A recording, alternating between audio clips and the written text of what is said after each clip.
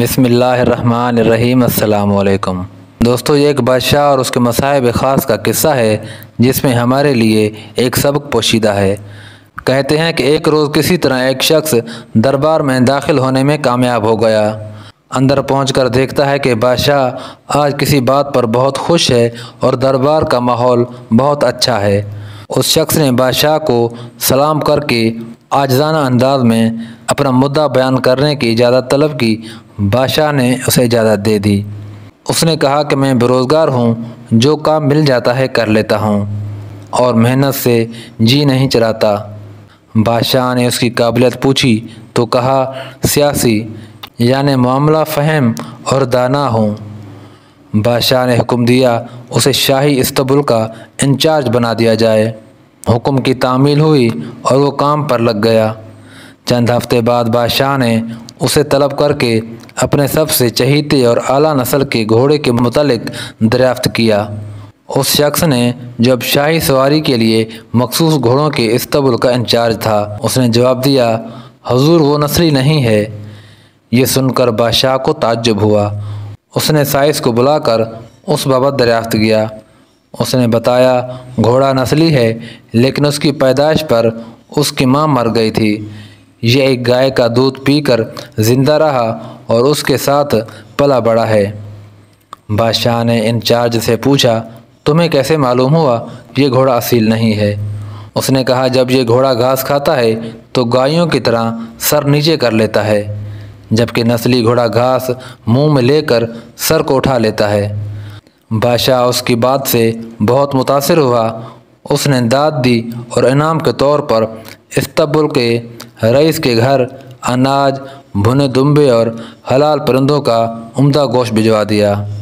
اس کے ساتھ ساتھ اس کی ملکہ کے محل میں تعیناتی کا حکم بھی جاری کر دیا۔ چند دنوں بعد بادشاہ نے اس مصائب سے اپنی زوجہ کے بارے میں رائے مانگی۔ اس نے کہا طور و اعتبار تو ملکہ جیسے ہیں، لیکن یہ شہزادی نہیں۔ یہ سن کر بادشاہ کو بہت غصہ آیا اور اس نے اپنی ساس جو خود ایک ملکہ تھی اس کو بلا کر معاملہ اس کے گوش گزار کیا۔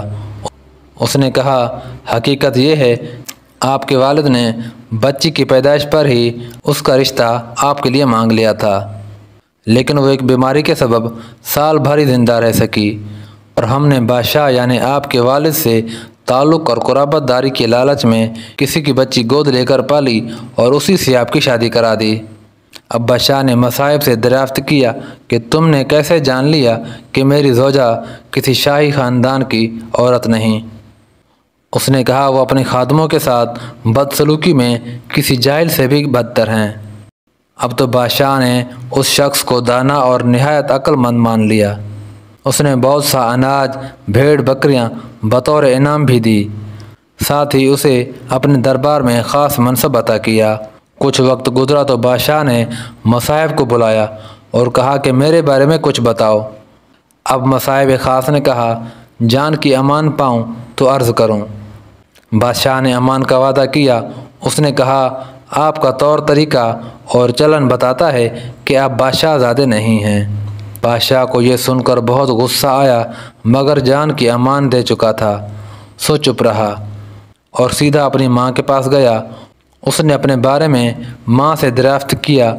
اس نے بتایا اس مصائب کی بات سچ ہے، تم ایک چرواہے کے بیٹے ہو، ہماری اولاد نہیں تھی تو ہم نے تمہیں لے کر پالا اور کسی کو اس کی خبر تک نہ ہونے دی کہ تم ہمارے حقیقی اولاد نہیں ہو۔ بادشاہ نے مصائب کو پھر بلایا اور پوچھا بتا تجھے کیسے معلوم ہوا؟ اس نے کہا جب شاہان وقت کسی کو انعام و اکرام دینا چاہتے ہیں تو اسے ہیرے موتی جواہرات دیتے ہیں اور اشرفیوں سے تولتے ہیں، لیکن آپ بھیڑ بکریوں اور بھنا ہوا گوشت عنایت کرتے ہیں، جیسے ایک معمولی رئیس کا طور ہوتا ہے۔